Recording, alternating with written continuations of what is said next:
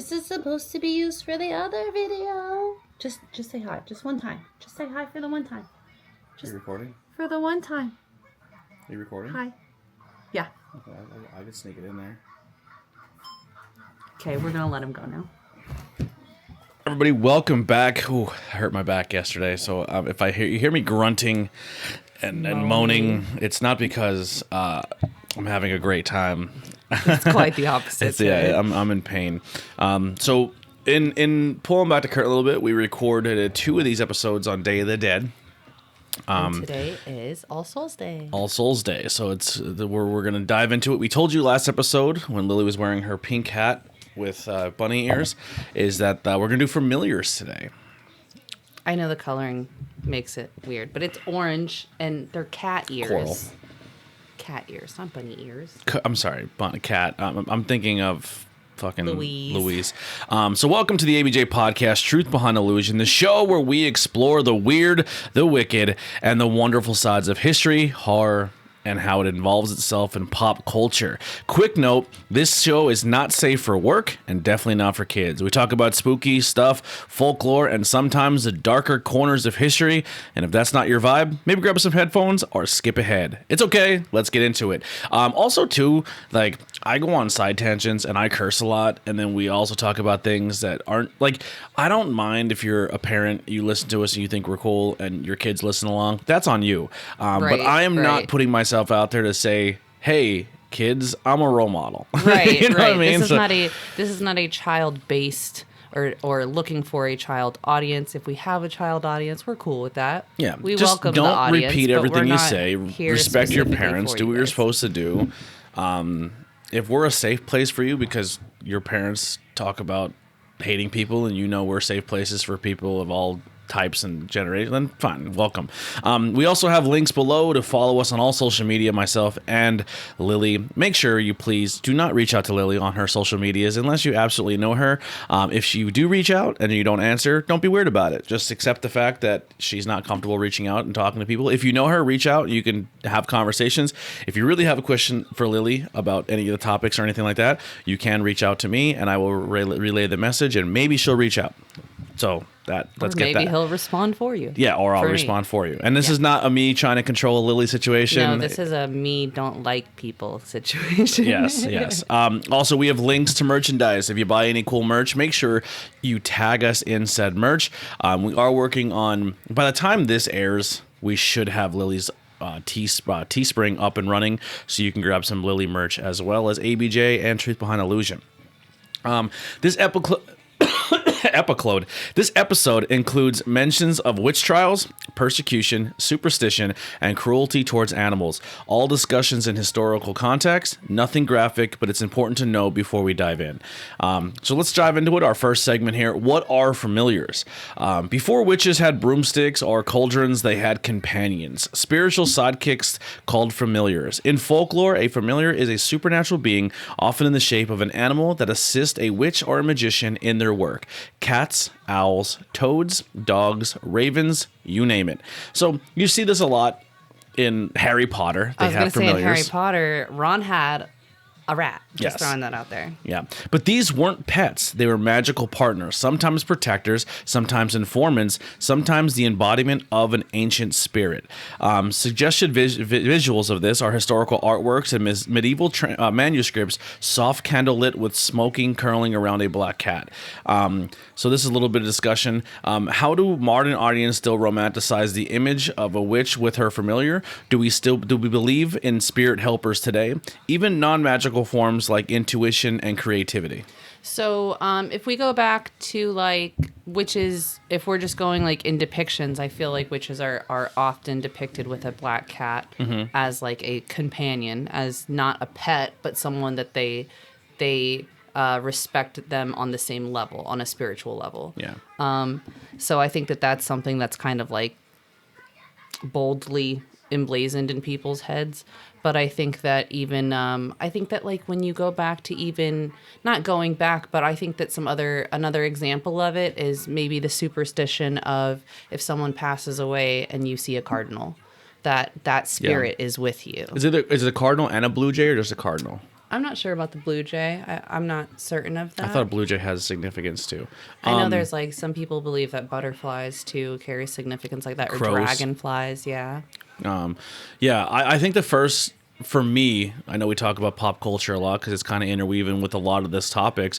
I think the first time I remember seeing a familiar or seeing it like showcased is Sabrina the Teenage Witch. With Salem. Her cat. Yeah.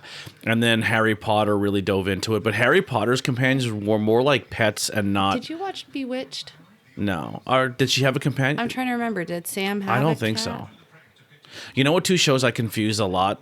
I only watched them when they were on. I never seeked them out when I got older. Or snuck them out? Sneak them out? I don't know how it... No, you said it right the first Sneaked them out? Seeked them out. them I'm an out. idiot. Yeah, you had it right. Sorry, I'm in a lot of pain. What I always confused Bewitched and my Gina I Dream Genie. of Jeannie. They were so similar in styles of shows. It very much was. They had like the laugh track with the background of them, but they were like 70s sitcom, like that same era of I show. watched The Honeymooners, and then I watched I Love Lucy, and then if that came on, I just left and it on. Don't forget MASH. And I hated MASH. What about Gilligan's Island? Hated Gilligan's Island. Oh Lord, okay. Hated it. I thought it was so boring. Fair. Yeah, Honeymooners, I Love The Lucy. Brady Bunch? I hated the Brady Bunch. Twilight I Zone. loved I Love Lucy though. What's another Oh, older? what about Happy Days? I liked Happy Days. Okay. Yeah. Until I got older, and then I didn't like Happy Days anymore. I just think it got corny.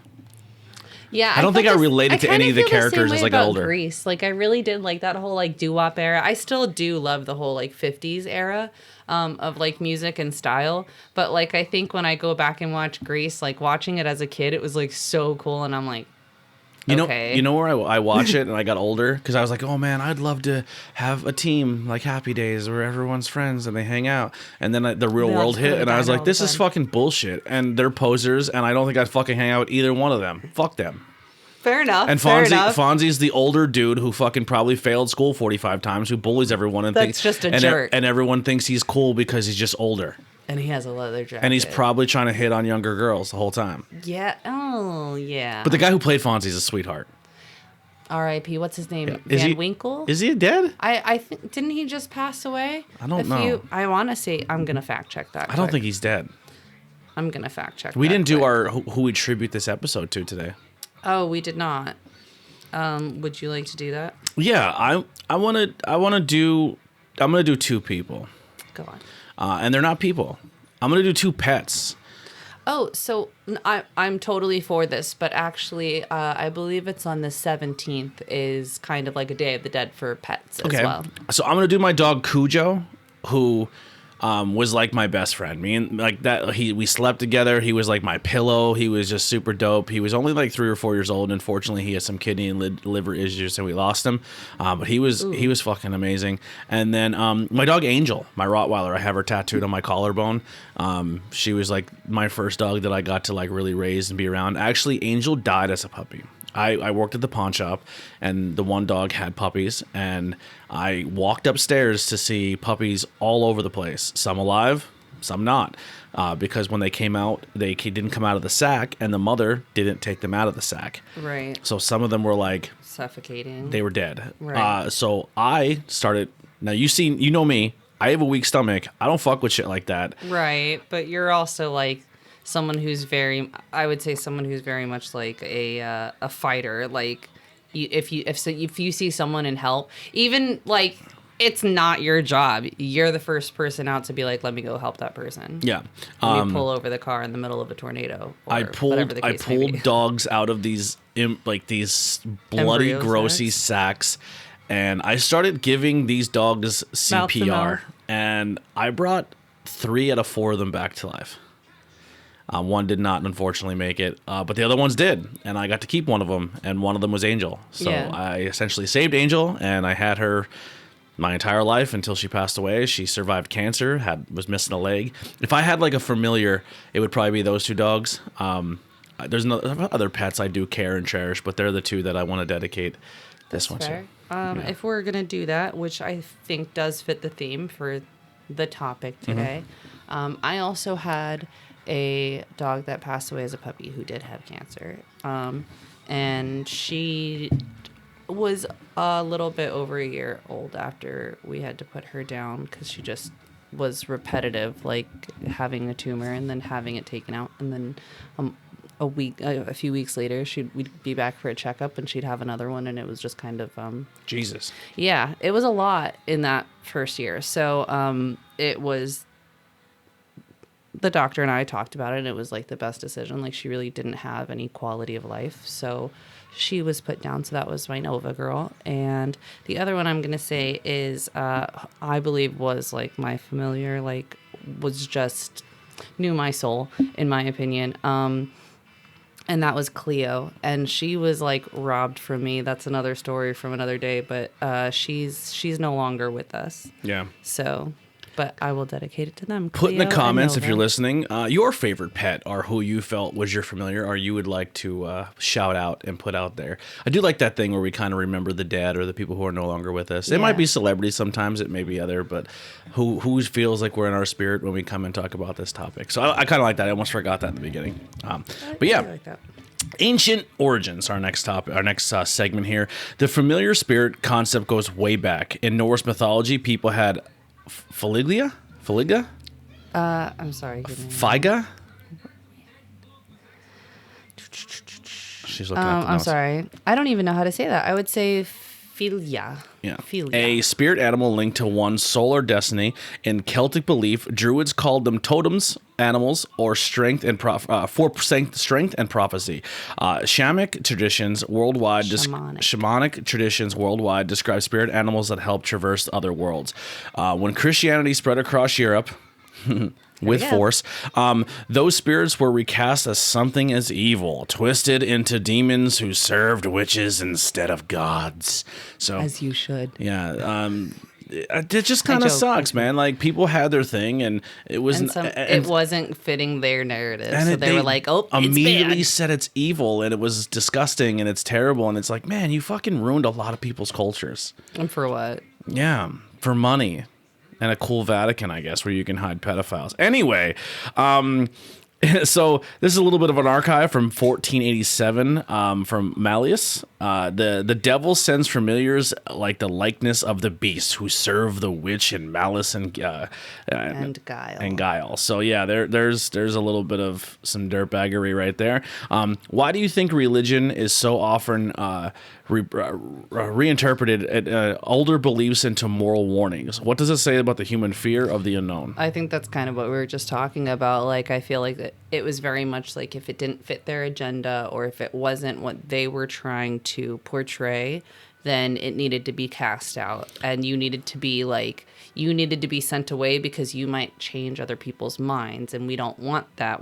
This is what we're trying to put forth as the common belief among everybody. I feel like for the the Bible greater too good. is a very black and white style of religion where Yeah. like it's this way or no way, Right. And if you don't do it this way, you're not you're gonna die. It's not Right. good. And it was kind of a situation where like the other beliefs, especially the Nordic and the pagan, were kind of like, no, it's kind of open to interpretation. Do what works best for you, and also like, you know, the nature changes, and things change, and to a degree. I mean, they did still have their gods that they like. It was still very much you're not gonna believe in the new or like basically the new god. It's the old gods that we believe in this god for fertility, so we're going to pray to her for fertility, and we're going to pray to this goddess for war, and we're going to pray about this god for war, and we're going to, for different reasons. But if that wasn't part of your But- thing, you can kind of Right, bypass it was that just god kind and of- work what works best for you. Right, like if you were with this god because he was all up into war, and you took him as your like, I don't want to say your I don't know. You were a soldier and you needed that Right. for protection to go into battle. You're not going to be praying to the same goddess of fertility. Like, you don't really care about Yeah. like being a maternal figure to people and teaching them how to grow plants and And Christianity's kind of right. like, here's your one god, he does it all. Yeah. Yeah. And you believe in him and no one else. Yep. Segment 3, we're going to dive into a little bit of the witch trials. So between the 15th and 17th century, Europe and the early colonists fell into a witch hunting madness. Familiars became courtroom evidence. Records from 1645 Essex witch trials list familiars named Pyewacket, Vinegar Tom, and Grizel Greedgut. Grizzle Greedy Gut. Grizzle Greedy Gut. Authorities claim these little creatures drank witches' blood and carried out curses. In Salem, Massachusetts, witnesses spoke of spectral birds perched on the accused. The familiar had become a scapegoat, a symbol of guilt projected into the innocents. Could you imagine? A bird just lands on your shoulder. She's a witch! Yep. It was Done. Dude, imagine like people probably just stay in their fucking house. Like, I'm not going Honestly. out. Like, I do one thing wrong and Could you imagine, like, you know how sometimes if you're just overtired, your muscles like spasm and you get like an eye twitch? Could you imagine just getting a random eye twitch? Like, absolutely nothing wrong. Just something like happens for like a second in your life. And then they're just like, yup, dead. Gone. She's a witch. Dead. yeah. She's under spell. How the idea of the witch's familiar feed into the mass hysteria? Can we compare this today with modern conspiracy of fears? I have a comparison. Okay.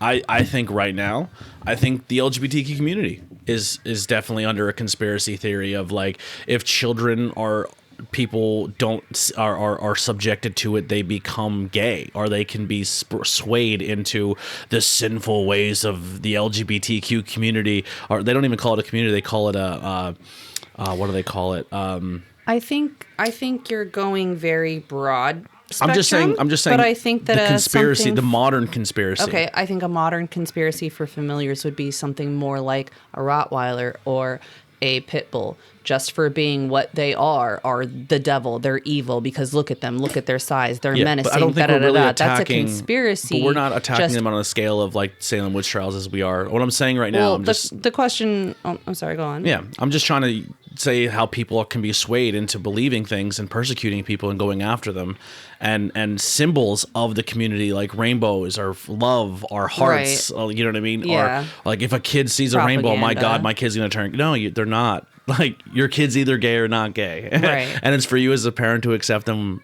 regardless. You know, I'm not saying like the animal comparison. I'm just saying in modern day, that's to me, that's like I look at that and I immediately flash back to like, wow, when uneducated people thought science and things like that were fucking like coincidence, witches. You know what I mean? Right. Like, yeah.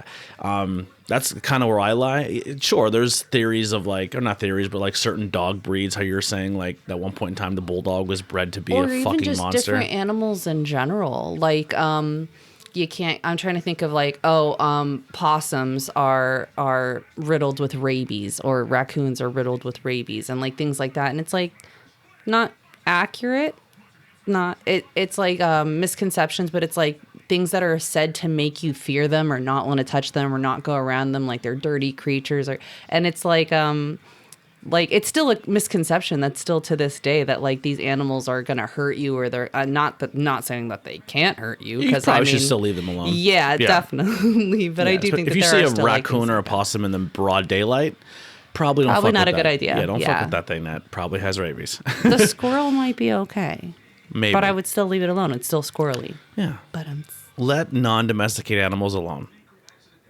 Unless they come to you. If they come to your house. They have rabies. I love those. I love the the videos of like somebody that has like a moose came into their house and you're like, that's dope. No, it's not. How That's much terrifying. damage is it going to do, though? It's and terrifying. Who's fixing that? It's adorable when like a bear learns to open the front door of your house. Yeah, it's so cute. It's it so happens adorable. to someone else. Yeah. Fuck, that's not cute. That's scary. So no, I actually was terrified. I don't know if I ever told you that happened. I had a baby cub. I had 2 dogs. One was a pit bull, the Nova, that we are celebrating in remembrance of today. And the other dog was a coonhound. And she, like, they were both out. We put them out to just do their business before going to sleep. And we had a gated, like a little fence, not a full tall privacy fence, but like a chain link waist high fence with a little latch over it. And I hear the dogs barking and I'm like, okay, but I'm in the bathroom right on the other side of the door. So I'm like, okay, just like give me a minute, shut the hell up. Like I'll be right out there. And I finished doing my business and I go to open the door and my fence is open, but also like the side of the fence that the actual gate is attached to, like the next panel of fence is bent in. Like there's just, it's supposed to be a rectangle and it's like U-shaped, like it was pushed down. And me and my ex were like, I was like, I don't know what happened. He goes, grab your gun. I was like, okay, that's not terrifying. So we went on opposite sides. I don't know why we didn't stay together, but we decided to go in opposite directions around the block. And then I saw the mama bear and I got terrified. So I called him on my phone and then he met me there. And we found the one dog, and my silly little puppy was back at home rolling around in her own poop. Nice. But yeah, we had bears tear apart our fence, and after that I was like, okay, it's not cute. It's not cute. I love bears, but I respect bears. Yeah. If you can domesticate an animal, it would be that for me. Yeah. I want a goat. A goat? Yeah, I want a goat so bad. The evolution of the familiar. By the 18th and 19th centuries, the demonization faded. In Gothic and Romantic literature, familiars evolved from evil to eccentric. They became metaphors for creativity, rebellion, and the supernatural. The occult revival reframed familiars as spirit guides or protectors. In modern paganism and Wiccan, familiars are often beloved pets that share magic and are magical or bonds. What one evidence of evil became a symbol of empowerment or connection. So what makes the idea of a spiritual companion so enduring? Is it just the comfort, or is there something deeper about needing a witness to our power? I think that I don't know that I can really speak for people getting into their awakening today, because nowadays you have TikTok. Like, it's so easy to find a community. But I think that when I first started my journey with my spirituality, I was by myself. It was me and my dog. And then my dog passed away. And then it was me and my cat. And it was just something that, like, maybe it was just irony that every time I practiced, they wanted to be directly next to me. And, like, there was an instance that something happened when I was living in Texas, and it was before I put Nova down, but I felt like there was a darkness that came into my house, and I saged my house, and I literally was just saging the house, and sometimes sage gets super smoky, and maybe there really was an evil entity in there. I don't know, but like, I felt like I just had all this smoke hit me in the face, and I like passed out. Like, I literally, like, I didn't pass out, but I like fell to my knees. Like, I just felt really weak all of a sudden. And like, after that day, Nova never left my side, and she got really, really sick after that. So maybe it's just a crazy belief of mine, but I kind of feel like she was there whenever that darkness was there, and she took it from me. But also I feel like she was there too. I shared that with her. Like, I had that bond with her because I couldn't have it with anybody else. Yeah, I think a lot of it too. Judgment. I think as we grew as society, we've also learned more about domestication of animals, and I think culturally and humanity and stuff, animals have learned to depend on humans more as centuries went on. And I think the human mind, and this is just maybe my skeptic brain talking a little bit, I think as a human, when a pet or an animal needs us because they genuinely do for food or comfort or whatever, you almost feel more empowered or embodied or connected to that. It's almost like a maternal type thing, or if you maybe don't have children or you don't have people around and your pet is your thing. That's where I think, like, oh, well, my pet might be, I feel connected to that because it might be a past relative or a past friend or someone's channeling through my animal. But also, like, pets do have personalities. Sure. Like, you can definitely tell a difference. And, like, you can't say that just because a pet has these parents that it's going to act a certain way. I have 2 cats that are polar opposites. Yeah. But yeah, no, I agree with that. That I do think that there are certain. I don't know if that I agree with everything that you were saying, but something in what you were just saying, that like some people do believe that they have people that passed with them that have reincarnated, so to speak, with their animals, and I feel like I don't want to say I felt that completely, but I'll be like, oh, this animal just did this, and that was sent.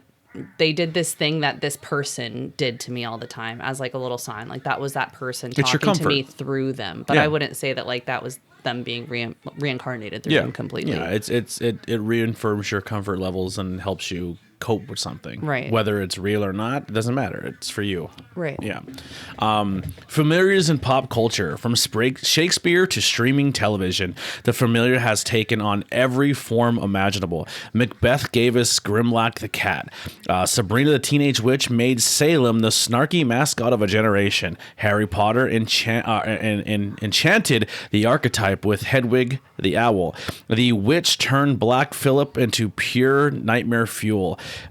Kiki's delivery service gave us Gigi, the adorable yet wisecracking friend. Pop culture turned familiars into symbols of identity, loyal companions, sources of comic relief, and reflections of consequence. So which modern familiar sticks out to you the most? The spooky, the funny, or the tragic ones? So whenever I look at Harry Potter, do you know who actually comes to my mind as familiar more than anyone else? In your case, I would probably say the rat. Harry, what's his name? No, you're on the same thought process. And they're not... Or Hermione's cat. Crookshanks also no. My answer would be Nagini, the snake. Voldemort's snake. Oh. That is... That's familiar type energy. A familiar stuffed animal. I do. I have a Harry Potter stuffed animal. We got you a Hedwig for Mother's Day / birthday. Yeah. I love it. And it looks like it's knitted. Like the way that it's made looks like it's knit. It's not knitted, but it's still super cute. So that's your familiar that you attach yourself with? Well, not that I attach myself with, but somebody that I think, like, as far as familiar type energy goes, I would say that that's something that's really big in my head. But also, I don't know if it counts, but like,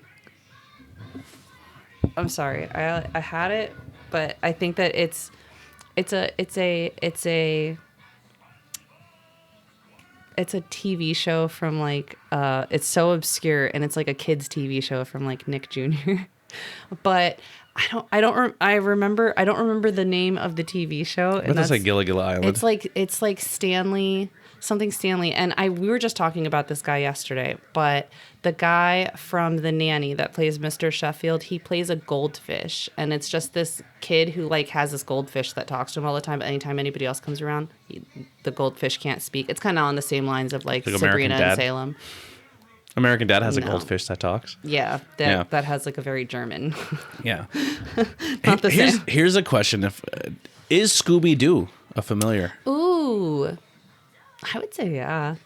That's gotta count as a familiar. But they don't give dogs a lot of the credit for being familiars. But they're the same energy. It's the same energy. Scooby like it's is almost like, human, has human characteristics. Right. But he's human version of Shaggy. I wouldn't say he's everybody's familiar. I would say he's definitely familiar. Shaggy's. Yeah. He's more adapted to Shaggy than anybody else. Absolutely. Shaggy's always kind of alone. Fred's trying to get that threesome every time they're in the fucking castle. Yeah. This is why this is not for children. But like he's always like, hey, Daphne and Velma's coming with me. I'm going to tighten up my ascot and go look for clues. Shag and Scoob, go fucking do what you do, Eat Brett. some food or something. I don't know. Trying to think who else could be possibly a familiar in TV that maybe doesn't get credit for it. Well, what about Brian from Family Guy? Yeah. Is he a familiar, or is he's too humanized? Yeah, no, that's fair. Because everybody else can hear him talk too. Like, and Brian kind of has his own life. He dates people. He lives like he doesn't really. He can go on his own and live by himself. He's not. He's not like a companion to. The closest person he's a companion to is probably Stewie. What about Garfield? I would say more. That's just Odie would be more of a familiar to John than Garfield. Yeah. Garfield's kind of his own thing too. And he's a jerk. They don't really. Most cats are. He's an orange cat. Yeah. My pick would be, and people hated the reboot of Sabrina because Salem didn't have the talking snarkiness type deal like the original. So I just started rewatching the original Sabrina the Teenage Witch, and I'm so upset at 6-year-old me that I couldn't tell that was an animatronic cat, because I'm like, that is the cheesiest looking cat now, and I'm like, wow, I really thought that was real. What the hell Melissa Joan Hart. She had a show with two familiars. She also had Clarissa Explains It All, right? Mm-hmm. What was her pet in that? I don't remember. She had a pet alligator in a kid's pool in her bedroom. I don't. So I need to remind you that I was only allowed like an hour of television That's through true. most of my like childhood. Let's get a little bonus with this one with some fun, fast, and Easter eggs. Some witches describe their familiars as tiny humanoid sprites dressed in miniature clothing. Cats became infamous with witch lore so much that thousands were killed in Europe. Also, too, cats are terrible for ecosystems because they just fucking murder. Like, certain parts of the world and country, like, you're not allowed to own a cat because they have killed off smart rodents and shit like that, and they can be very destructive. Ironically, leading into the surge of the plague of rats. So where you take all the cats away to get rid of the small creatures, also disease and plague can kick in like they did in Europe. The familiar influence appears in everything from Pokemon. Oh, yeah. How do Pikachu. we not think of Pokemon? Pikachu is a familiar. I've been staring at them too, like looking around at like. Yeah. I think Pikachu's more of a familiar than, like, I think there's animals in the world of Pokemon, like Pokemon, and then I think like, there's ones that are Pikachu's, companions of more like familiars. Yeah. Where was I at now? The familiar influence appears in everything from Pokemon video games to Elden Ring, where sprite wolves fight by your side. Why do we keep reinventing old myths into pop culture? Is it comfort, nostalgia, or the survival of story? Oh my gosh, Derpy from K-pop Demon Hunters. Yeah.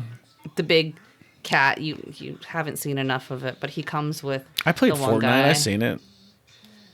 And the little bird too, with the little bitty hat. I would say they're both familiars as well.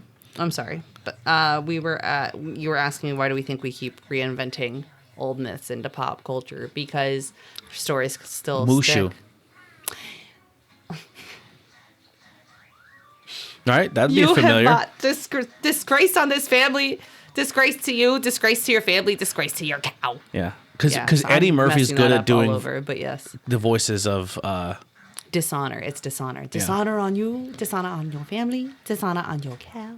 I think it's just easy when you're with pop culture, especially with kids movies, to put a strong character with a animal companion. I was gonna say you could go with like any Disney princess, Flounder, Sebastian. Yeah. You could go with It's good marketing. Yeah, Pascal from Rapunzel, Tangled. Some villains have familiars. Oh my gosh, as well. Jolly on my leg. Hello, I have a familiar. Oh, for that matter, I'm not sure if it counts, but I think it should count. Thing from the Addams Family. Thing should count as Wednesday's familiar. In Wednesday, at least. I'd give it to you, but I feel like I can't even say that because I think that, spoiler alert, they do say that he had his own body that he came from. So. Yeah, that's what I'm saying. I think he's more human. But he had his own spirit, though. The thing really weirds me. Did they ever do in the Wednesday TV show the Thing? Nothing. What was the other one? The one with the long fucking hair. It. Cousin It. Is Cousin It in Wednesday? I feel like I don't remember if he was in it already or if they just alluded to him being on it. I think he might have been in season 1, but I can't remember exactly. Okay, I liked Cousin It, and I never see anything used for him in the TV show, and I was like, did they just erase that character? They did, but I feel like it might have just been like a something in passing. Because they knew that It would take he'd steal the show. Yeah, absolutely. Yeah. Legacy and culture reflection.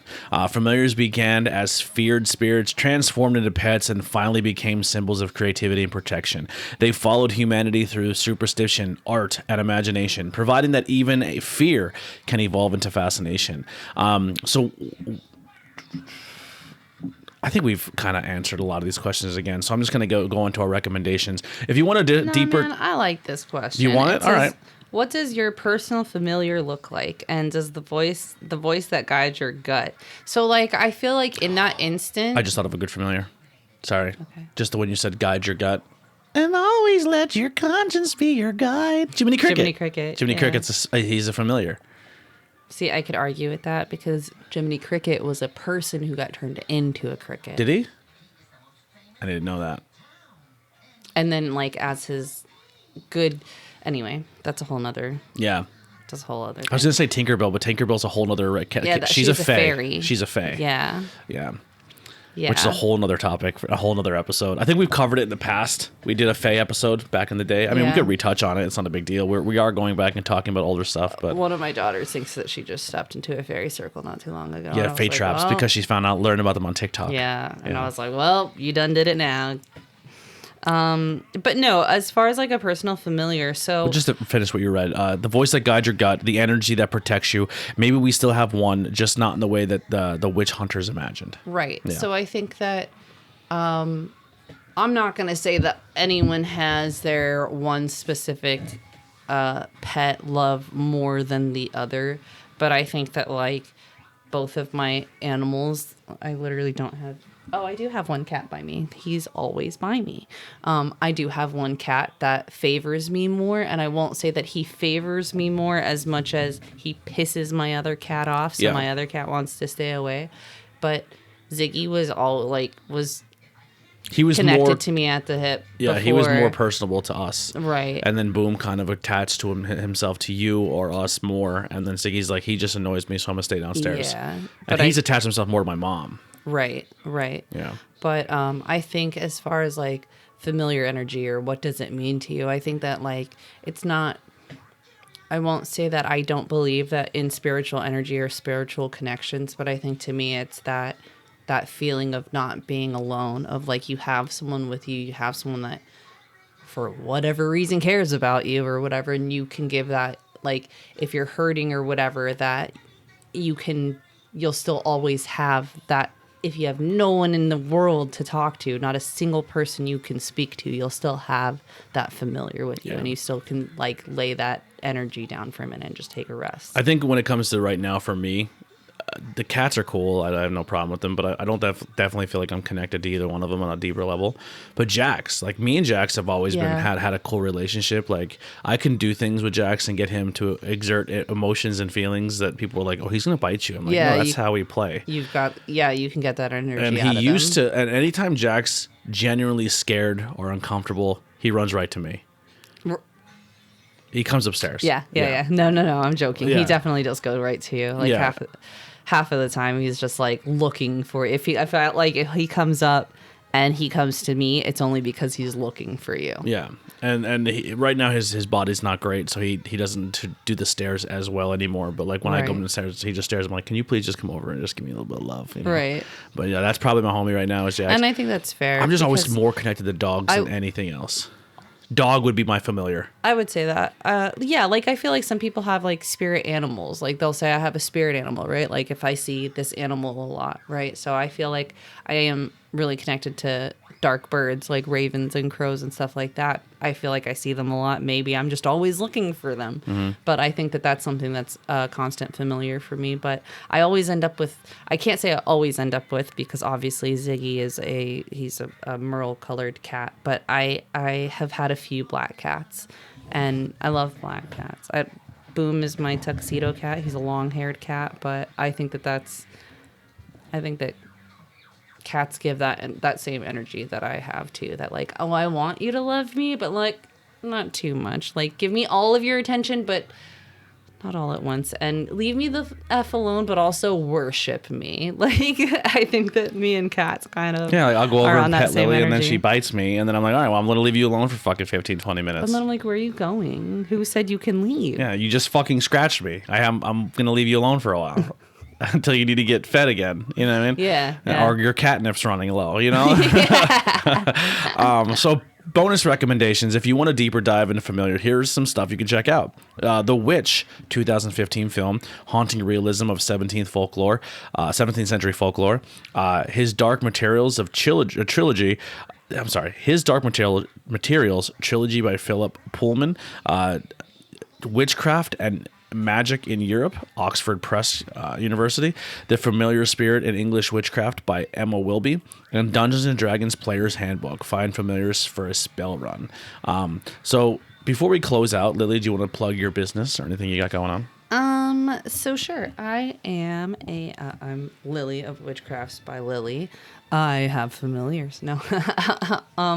I have a business that's mainly me making different crafts. I make I crochet things, I sew things, I bleach things, I cut things and upcycle things, and I don't know, I like making things and stuff that are useful or just look pretty and are nice to wear, and you can decorate your body with them. And I also make moon water and things like that. So if you like any of those things, go follow me on Facebook, Instagram, TikTok, the things, the places, the stuff. Oh, we watched a movie. Well, I watched half of it with you, and then you watched the second half.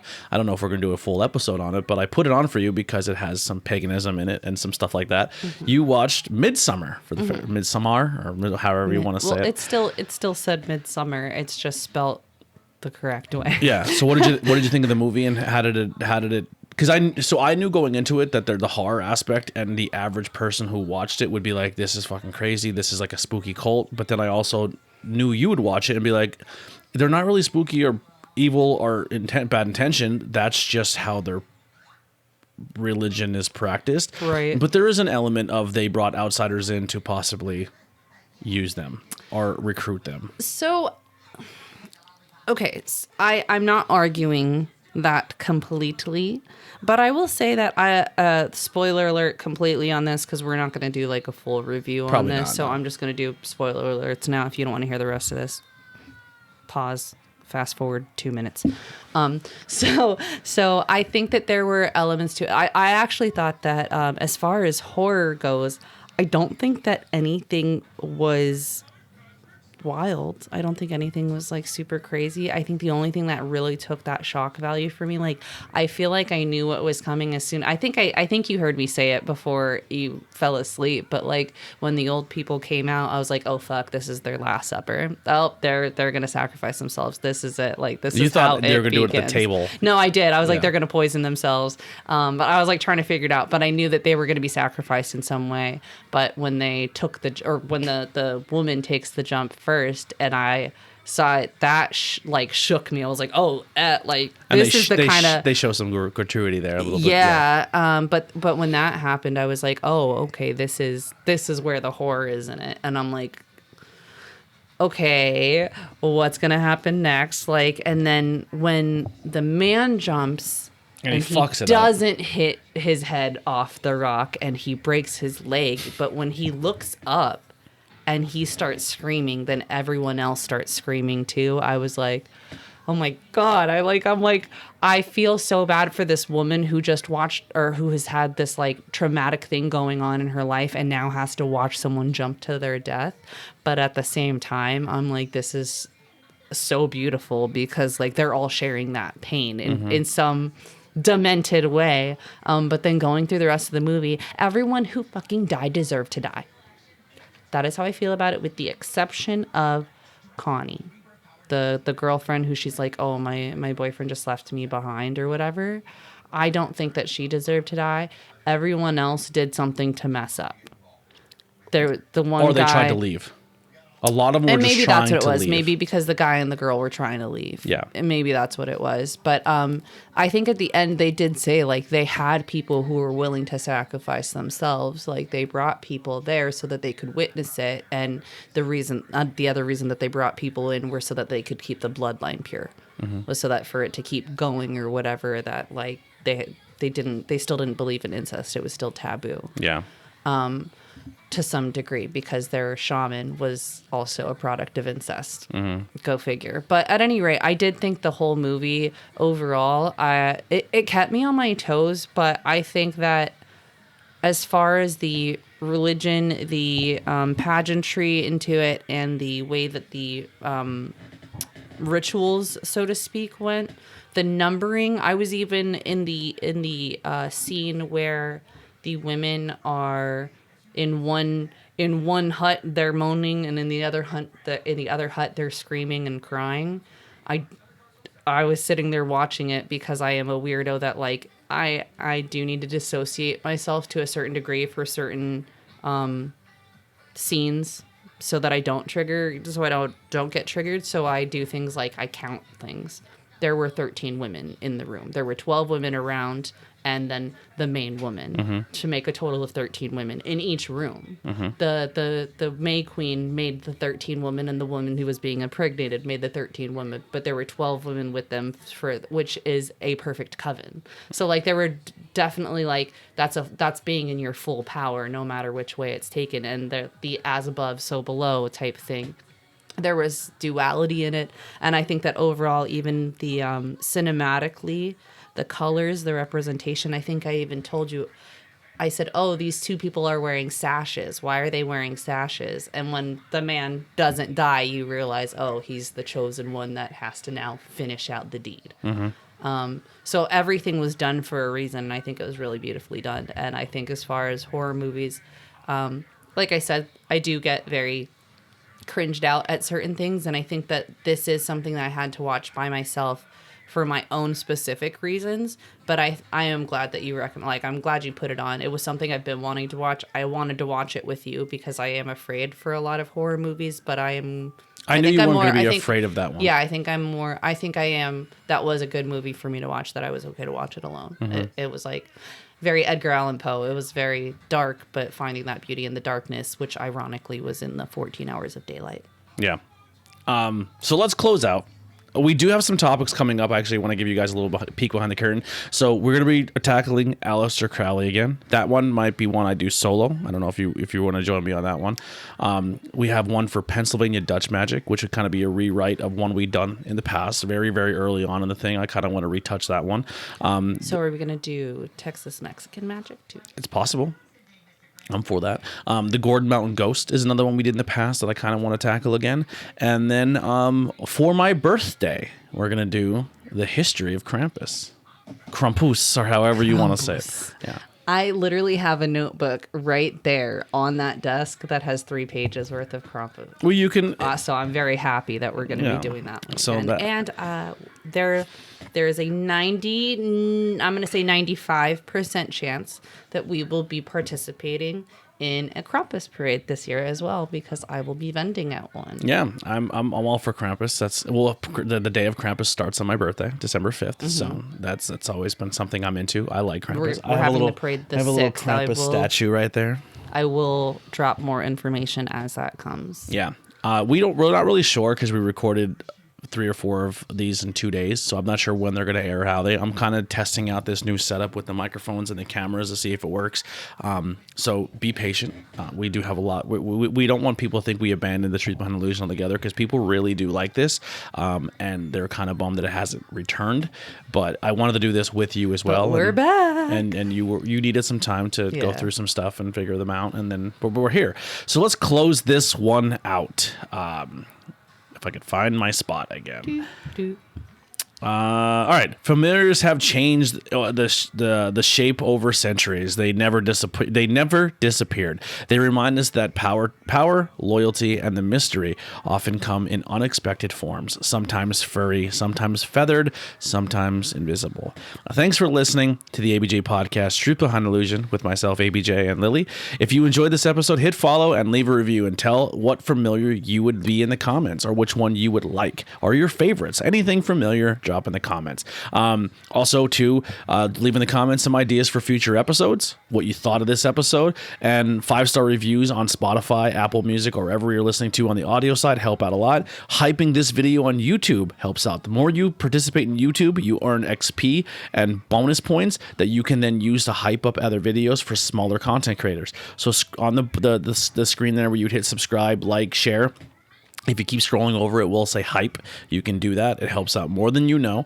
Also, pay attention to your hype points, because some videos you can even hype more than once. You can keep using all your hype points. If there's a video you really, really like and you want other people to see it, use more hype points on that video. And it's a free way to push our content into new people's face, or new people's eyes, or who may want to find us.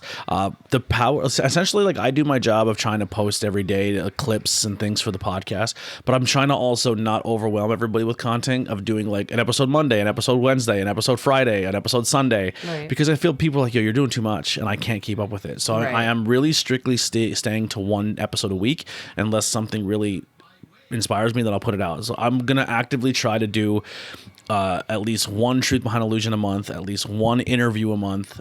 Movie reviews and stuff like that will be more of the consistent based ones, or wrestling will be more consistent. But I am going to try to put out at least once a month certain type of content of different stuff. So maybe it's not a weekly podcast for you guys, and maybe this one blows up and the other ones aren't being interested at all, and maybe we lean heavier into this one. Like, I'm just trying to figure out what works and what I'm having the most fun doing. So thank you guys so much for supporting that and hanging out with us. So stay weird, stay curious, and remember, sometimes the best company isn't always entirely human. We'll see you guys next time. We're out of here.